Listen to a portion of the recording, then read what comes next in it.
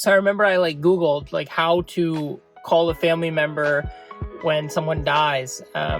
Which, just looking back, I mean, that was the appropriate thing to do because no one had ever taught me that skill in medical school or medical training. Hey guys, this is Nick here again. I'm a PGY3 neurology resident.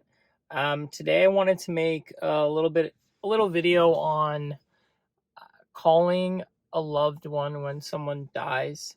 I think this was probably one of the hardest things that I had to learn as an intern, specifically just what to do and how to do it.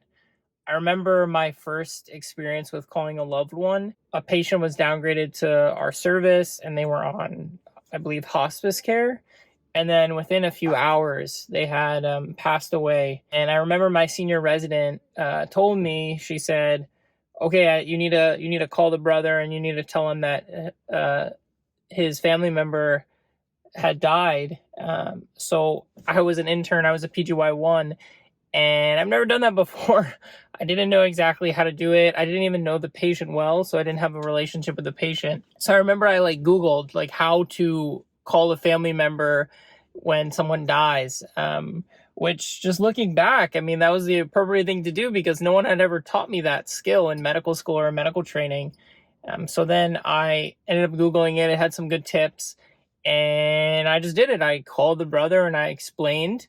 He asked me a lot of questions that I did not know the answer to.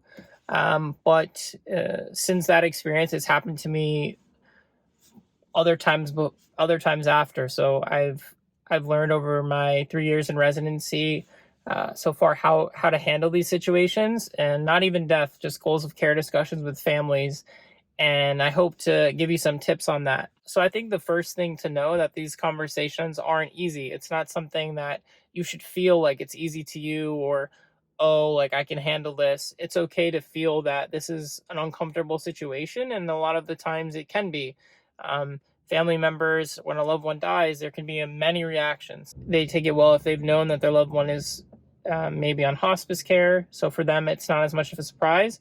Other times it's much more difficult when this is a surprise for the family, or if the patient is a young patient and it was unexpected. One tip that's important is introducing yourself, introducing your role on the care team, telling the family, this is how I'm involved and this is what I know. It's okay to say that you don't know. Most of the time in these situations, you're part of a team. So you let the family know, I'm part of a team. This is what had occurred today. And really speak to the family. I've seen a lot of healthcare providers do this. It's something that when I see it kind of makes me upset. Just talk to the family as if, don't speak all this big medical jargon. Some family members might be in the medical field, so they might appreciate that. But most of the time, people are just scared. They're confused. They don't know what's going on. So just be very simple. You don't have to use big medical terminology. Just kind of break it down to them as simple as possible. Think about before you started medicine, and if you were a family member in this situation, how would you want it explained to you? I think that's a good perspective. And I know for me specifically, I hear some of my attendings say things and I'm like, there's no way the family is going to understand what they're talking about. So just try to put yourself in the family's perspective and explain what's going on in as much non-medical terminology as possible. I think there is some value in, especially when calling a family member to let them know their loved ones had passed away, or talking to them in the hospital, to be short and succinct, to tell the family this is what happened, they have passed away, and that you did what you could in this setting, to just give them that information and let them grieve in their own way. Some family members might want to know more information to help with the grieving process. Other family members would want you to leave them alone. It's just understanding every family member is unique, giving them the information, and just assuring them that if there's any questions or anything they need clarification on to help them with the grieving process or whatnot, that you're there as a resource to them. This is another tip that goes out to all the new interns out there, anyone in healthcare that's going to have to make these calls. Don't be afraid to make these calls, because it's very important that family members are informed. So I know that these are hard calls to make, whether it be calling a family member to tell someone that has passed away or to talk about goals of care.